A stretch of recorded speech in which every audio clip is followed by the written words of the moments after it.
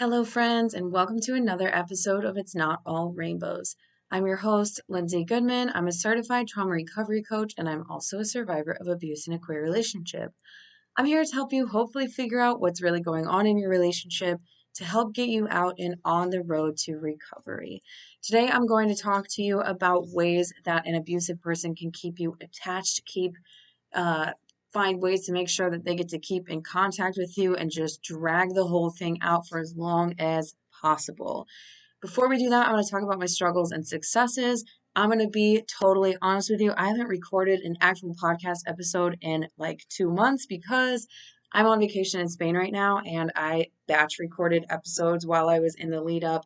I would do one every couple of days just to try to make it so that I didn't have to record when I was on vacation, but I have some free time right now. And so, yeah, this feels a little weird because I haven't actually done a struggle and or a success in a while. A struggle. I'm just gonna be so real with y'all. Trigger warning: if you don't like bugs, skip ahead 30 seconds. My podcast episodes are not 30 minutes, 30 seconds or so. So I'm in a part of Spain where unfortunately it's very common to have cockroaches, also a lot of mosquitoes. So this house, this Airbnb that I'm renting does have cockroaches. Um, the same thing happened last year where in this when we were in this area, the other house had them. The other house had more to the point that we left. I was like, you need to treat this. And we came back, we left for a couple of days, came back, and the problem was done. But it is very common here. Unfortunately, it's just part of life here. So we're trying to do the best with it, but it is a very yucky feeling. They don't really, as long as they don't touch me, I'm okay. Like I can get it out of the house and get rid of it. But it's kind of a struggle. It's kind of a struggle. And the mosquitoes suck too. I never have been in this part of Spain with this many mosquitoes around, so I wasn't expecting it, but apparently it's been raining a lot in the lead up to here. It's been really weird weather in this area, which again I've never experienced. Being here, it's always like perfect summer, amazing.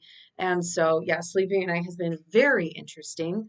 But the success is, y'all, I'm on vacation. I've been on vacation for a little while. I kept talking about it in the lead up, and it's mostly been incredible. Yes, we have our struggles. It's just me and my kiddo. We're together 24/7. So yes, we have hard times, but I am very, very happy with this, especially because, this is what I wanted for my healing. This is what I've committed to doing with my son. And I'm figuring out how to make it happen, figuring out how to make it work. So it's a huge success for me. Okay, let's talk about, when you break up with an abusive person. And we talked about post separation abuse a couple of weeks ago. We talked about some of the ways that these people can come up and come out and hurl everything they've got at you. It's like the worst storm that can be created. It's hail and thunder and lightning and massive waves of destruction if you live on the coast. And I don't know, locusts are sent in, like the plagues are happening, frogs, brimstone and fire. Like this is what post separation abuse is. Like whatever can be thought up is coming your way. We already talked about that, so I'm not going to get too much into that. But one little part of it that we're going to take and we're going to string it out and really dive into in this episode is finding ways to make sure that you are not free. A lot of times I get comments on my content where I'm like, go no contact, get free. I'm trying to really show people the power of being no contact and the power of really, really breaking that tie once and for all. When you have the power to make that decision to be the one to cut them off, it's incredible and you can heal in leaps and bounds, especially if you have a safe, calm nervous system. Obviously, it's very hard to heal if you're still being triggered all the time, walking on eggshells. But a lot of people will say, I can't yet because XYZ. And this is not a judgment to you if that's you. This is not to guilt you. This is not to make you feel stupid or bad or anything like that. But it makes sense that you think that and you feel that way because what they will do is not sign the divorce papers. They will owe you money or they'll make sure that you owe them money. They'll make sure 2 years ago when you trusted them, they bought you a car or they loaned you money or they did this or they did that because they knew that it would take you a while to pay them. And then they also made you make sure that you felt comfortable knowing that if you had to pay for other things, it was okay. You could pay them back later. It was all going to be fine. Don't worry about paying me back right now. I love you. I trust you. I know you'll get to it because they want you to owe them. If you leave and you owe them money, they can hound you for the money. If you leave and they owe you money and they know that you aren't going to, that you probably need the money, they're going to be like, hopefully they reach out to me and hopefully I can just say, hey, I'll get it to you. And I can just keep stringing them along. The divorce papers. You want to get divorced, right? You want to wrap this up. You're going to have to keep reaching out. Have you signed them yet? Have you sent them in yet? Where are we at? You have to keep staying in touch because you're like, what the heck? Unless you have the money to hire a lawyer and maybe the lawyer's hounding them for you or something like that. But a lot of times that's what happens. It's just the two of you doing it. They're putting it off and putting it off and putting it off. And they're probably got a new supply and they're telling the new supply that you're the one who won't sign the papers, right? There's a dog involved. They're keeping the dog for you. They're keeping your grandmother's ashes or something like that. They're doing something that they know you're going to have to reach out to them to get back. Or they've got a box of your stuff. Hey, I've got this box of your stuff. And you're like, it's a sock, a mug that I don't care about, and some, I don't know, like what, like, I don't need that stuff. I don't, just leave me alone. A couple t-shirts, whatever. And they'll probably throw in something of theirs that was quote unquote sentimental when you first met so that you have to remember the good times that happened before. Like just some kind of weird, creepy, like whatever stuff, right? It's all games. It's all games to them. It's not fun in games. It's not fun. It's just games. Um, but it's all for a purpose. It's all for control. It's all for ensuring that you're still in the realm of their reach, that they can still control you and still have access to you. And it can go on for weeks and months and years. And so the important thing is obviously you might be listening to this and you're like, Lindsay, what am I supposed to do? They've got the divorce papers. What am I supposed to do? Maybe you just hunker down if you can, if you're not afraid that they're going to do something crazy, like financially to harm you while you're still married. Like, I don't know what it could be. Um, Maybe you have to find a way to hire a lawyer. Maybe you have to borrow money from a family member or something like that to hire a lawyer so that the lawyer can hound them for you. Um, I talked about this in a TikTok the other day. If it's money, if you can let that money go at all, like if it's $1 million, I get it. If it's $500, like my abuser owed me several $100s, it wasn't the end of the world. I immediately was like, I'm never seeing that money again. I did not one time be like, are you going to pay me back for the flight that I paid you for? Are you going to this? Are you going to do that? Not one time because I'm very lucky. I'm one of the lucky ones for sure that I am able to financially recover from stuff like that.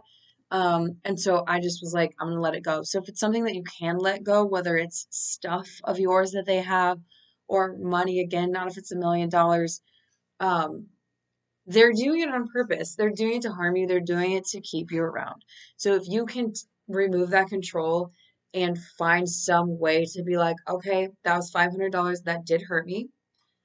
Sorry, I realize I just keep, if you're on YouTube, I keep wiggling. You're on the bed and I'm wiggling. I'm a wiggler. It's going to hurt me. I'm going to feel this. That was $500 I needed for my car payment, my phone payment, whatever. That's going to suck. That's going to be a huge setback. I'm going to have to pick up some extra hours at work. But I'm just going to let it go because they are keeping that money, holding it over my head so that XYZ, right? If you owe them money, it might not be as easy because they probably won't stop hounding you because they're going to want that money. And obviously, it's a good excuse. Again, if you can borrow the money and get them paid off quickly and have proof that you paid it, like don't just give them cash, like have some kind of proof that you paid it so they can leave you alone. Um, get it done as soon as possible. Again, I know for a lot of you, this is easier said than done. And you're like, Lindsay, your privilege is showing. We know you can travel and we know that you can afford to lose a couple $100s for a flight or whatever. This is one of the things that I do help my clients with is like, let's sit down and just talk and talk and talk. And I'll ask you all the questions and we'll try to come up with options because maybe you can't just walk away from it, but maybe I can help pull something out of your brain that will help get that wiped clean. Um, Maybe, I don't know. I don't want to suggest more while we're on the podcast, but I'm just saying whatever we can do to cut, to sever those ties. If it's an animal, I've talked about this a lot before. Um, Animals are very, very often used as pawns in abusive relationships. So are children. But they will try to keep your animal, and they probably don't actually care about your animal. If you can, fight for that animal. Fight for that animal. Get proof that it's yours, talk to the police, do whatever you can to get the animal back. In some cases, and I've heard a lot of people say this, and this can be devastating, in some cases, you just have to let the animal go. Horrible, horrible. But so for example, if you have children and your children are suffering because the abusive person still has access to you, this is a very unique situation because if you have children together, again, not that easy. They've still got access to you for 18 years, hopefully very little access, hopefully third party, hopefully it's only about the kids. But in my case, my child does not belong to my abuser. So in order to get my child away from my abuser, I almost did give them my dog because they were hounding me, hounding me, hounding me. I want the dog. She's mine, blah, blah, blah. Even though I bought her, paid for her to be fixed, paid for all her everything she needed, haircut, food, all of that. I almost gave the dog up because I was like, this is not worth it. I love her and I'm going to wonder for the rest of my life. I can remember pacing when they still had my dog and I was like, I was tormented. Am I going to lose this dog? What if I regret this for the rest of my life? What do I do? Is there a way I can get her back without repercussions? Because most of the time there are repercussions when we, defy abusive people. And I was going to give her up for the sake of my own mental health and not having that connection still between us because my abuser was like, we can share her. We can give her back and forth. I'll tell you right now, it's not going to work. It's control. It's having access to you. It's being able to text you. Where do you want to meet up? When do you want to give her back? What is she? Oh, she was sick. Oh, she misses you. She's sitting by the door, blah, blah, blah, right? So I was going to give her up so my son could have a healthy mom, so that my son could not have me pacing every time that they messaged me on my phone and had access to me, whatever. I was just gonna no contact, full cut it out. I'm very lucky again that I have the dog. So I'm kind of babbling. I'm giving several examples, but I just want you to understand that if there's something like this, if you're looking at me saying, I can't be free yet because I'm waiting for them to give me back my box of stuff. I can't be free yet because they owe me $400. Whatever like that, unless it's going to destroy your life. If it's a setback, you've already had a massive setback just by being in the same space as them. Setback after setback after setback because it's all they do is just keep knocking you down. Every time you try to climb back up, they're knocking you down. It's them knocking you down again, and you're gonna get back up. You're gonna get back up, even if it takes a while, even if it feels like you're never gonna get there. You are in this phase, and you're here for a reason because you want to get away from that person.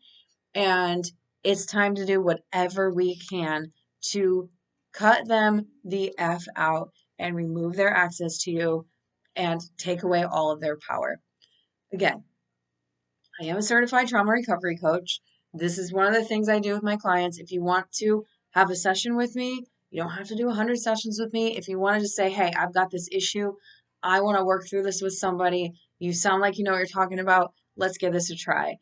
You can do that. You can go to my website, thelindsayggoodman.com, or you can go to calendly.com/LindsayGoodman to book an appointment with me. If not, I'm here. You've got the podcast. You've got me all over social media. I'm Lindsay Goodman Coaching and the Lindsay Goodman in some places. And you can always find more information there. Of course, there's other amazing creators around if you want to get your information from them.